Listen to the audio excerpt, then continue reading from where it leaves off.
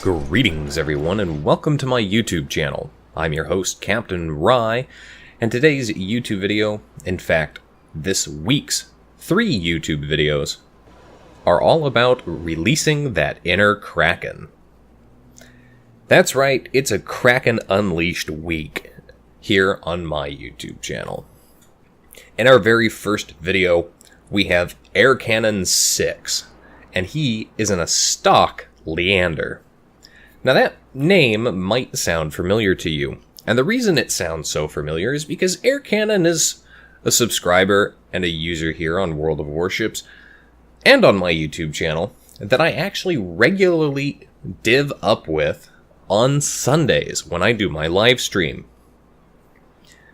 It's kind of a way to, give back to my community when I do live stream and I do play on Sundays. If you are available to play, you're more than welcome to send me an in-game message and I'll try and get you into a division if I'm not already in one. So, as the battle gets started here, it's domination match mode. And the team is headed up to C and B, with one lone player heading up to A.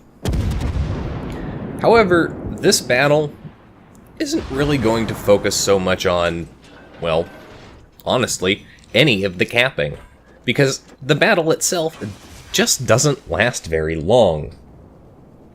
Now, Air Cannon is taking shots in there from an enemy cruiser. From the looks of it, it looks like that might be a Fiji up there. Now, the Leander has the disadvantages of being, well, a British cruiser. It means the armor's not the best. It also means it doesn't have high explosive. So when dealing with destroyers, you're solely left with your armor piercing here. Of course, your secondaries do have high explosive, so that's a good thing.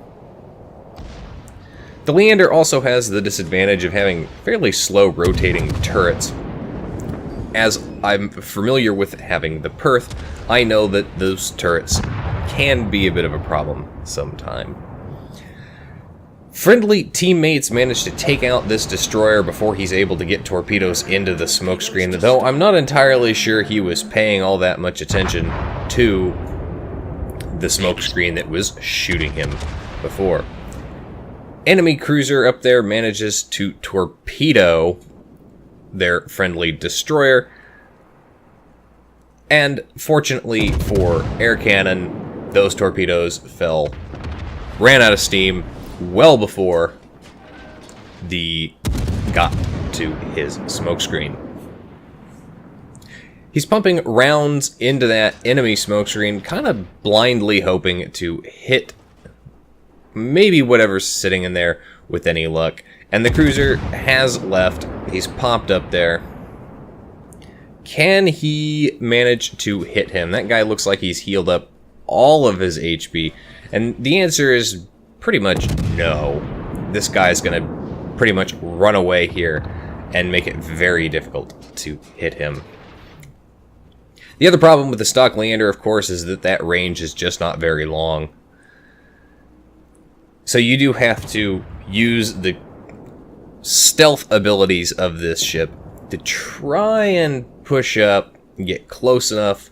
But if you look at that detection range, it doesn't look like Air Cannon has a 10-point captain with concealment on this ship yet, as that detection range is pretty much almost the range of his guns.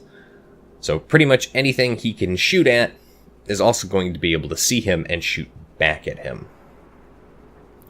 The enemy team finally manages to capture 1 cap point, but his team has 2 of those cap points, so they are going to be able to have that points advantage. But the enemy team does have more kills. However, looking at the situation, it looks like the way the teams are clustering up, the battle is going to be for B, and really, whoever takes B is probably going to win. The enemy team has started to try to take B, And while his team did have it, all they really need to do is defend it. When you're dealing with the British cruisers, dealing with targets like that Colorado up there, this is where not having high explosive really a little bit of a letdown, because you're just not doing a lot of damage, and depending on where you're hitting these battleships, half the time your shots are just bouncing off of them. So the enemy team is up. They do have the advantage as they still have 2 destroyers, while Air Cannon's team only has 1 left. More importantly, they are down 2 ships and losing a cap. Air Cannon hasn't actually managed to kill anything yet. But don't you worry, that's coming. Enemy team still pushing the B cap point, and it looks like there must be a destroyer sitting in the B cap point. Enemy AOBA right up here is giving broadside. At these kinds of ranges, the Leander's armor piercing can start causing massive problems. But it looks like that AOBA needs to learn how to WASD hacks and pay attention to the map, because he's run himself aground broadside on to a cruiser with a fast rate of fire. That Leander, or that AOBA, he dead. Did not manage to back off the beach in time. Air Cannon fires off torpedoes, and initially I wasn't sure what he was shooting at until I realized there was an Omaha here. This Omaha is also giving broadside, and Air Cannon is going to punish him for it. He does get torpedoes off, but it's probably not going to be necessary, as this Omaha is still giving broadside. And sure enough, he's dead. So that makes 2 kills for Air Cannon. That Omaha needs to learn how to switch over to armor piercing. Otherwise, he's going to have this problem where he's going to shoot the broadside of a lightly armored ship, like the Leander, and just not do as much damage.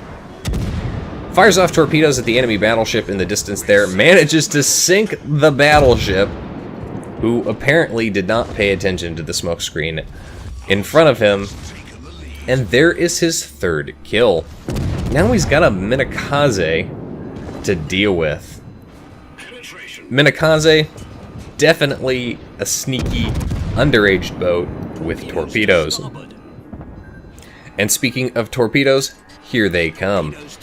Taking the tactical opportunity, he's going to go ahead and push as far forward as he can and beach himself to avoid eating any of those torpedoes. And Minakaze torpedoes are incredibly powerful. Even when I'm in a Tier 7 battleship, they can really, really cause problems. Does manage to kill the Minakaze and secures his 4th kill. Wow. He's managed to do 4 kills in like 4 minutes. Hell, probably even less. And because of that, his team is now in the lead. Not only do they have 2 caps, but they have 2 more ships than the enemy. What a reversal of fortune. He is detected now, and that is because of the enemy Nicholas, the last destroyer, and here he is. And he's pushing up. He's very low health. Air Cannon's got his guns pointed this direction. Can he take him out and secure his Kraken Unleashed? Yes, he can, and there's the 5th kill. I don't know if that was a mistake on his part, launching those torpedoes off. I think it might have been a bit of a delayed reaction as he got that destroyer killed, accidentally switched to 3, and then hit the trigger button. That's the best I can go with. Now, Air Cannon has secured his Kraken. He's done quite a good job for a stock Leander, considering he's not top tier. But he's not done yet. There are still a few ships left in the game, so Air Cannon's going to go ahead and push up to the A cap point, and hopefully one of the ships remaining will provide him with even more opportunities to farm damage. At this point, he's done 71,000 damage. And anytime you can do that in a tier 6 cruiser, you should be pretty proud of yourself, because that's fantastic. And sure enough, enemy cruiser up here is going to present him with broadside. There's his Confederate medal and 2 more citadels. Can he get even more damage done? Can he secure yet another kill? Come on, air cannon, you can do it. Show them what this cruiser is capable of. Even stock, she is still capable when in the right hands. Set on fire by that cruiser. It is a Russian cruiser, so it's pretty good for setting fires. Air cannon's shots are falling a little bit short. Can he readjust the lead and get those shots to land? Although, even at this kind of angle, if he does, as you can see there, the shot's bouncing off. Probably not going to hit. From the looks of it, he's out of smoke, but it doesn't matter. His team manages to kill the last ships, and he secures victory. 84,000 damage done, 5 kills, Kraken Unleashed, and Confederate. All in all, not a bad battle for a stock Leander. I don't know where he came on the team's list, because this is the only post-battle result screen he was able to take. But I assume he came pretty high, considering he doesn't run a premium account. So that number there is possibly the first win of his day, which means he scored almost 2,000 base XP, which probably puts him up at number 1 or number 2, if not number 1. Anyway, that's it for today's video, folks. If you liked the video, hit that like button, hit the subscribe button, and leave a comment down below. If you'd like to get some irregular channel news and updates, you can do so by liking and following me on Facebook. If you'd like to help support me and my channel, I encourage you to visit my Patreon and donate there. As mentioned before, if you'd like to watch me play World of Warships and other games live on Twitch, you can like and follow me on Twitch. And if you'd like to send me a replay like this one to be featured on my channel with my wonderful voice, you can do so by sending it to my email. You can find the links for all of those in the video description down below. And as always, I'll see you next time. This is Captain Rye, signing off.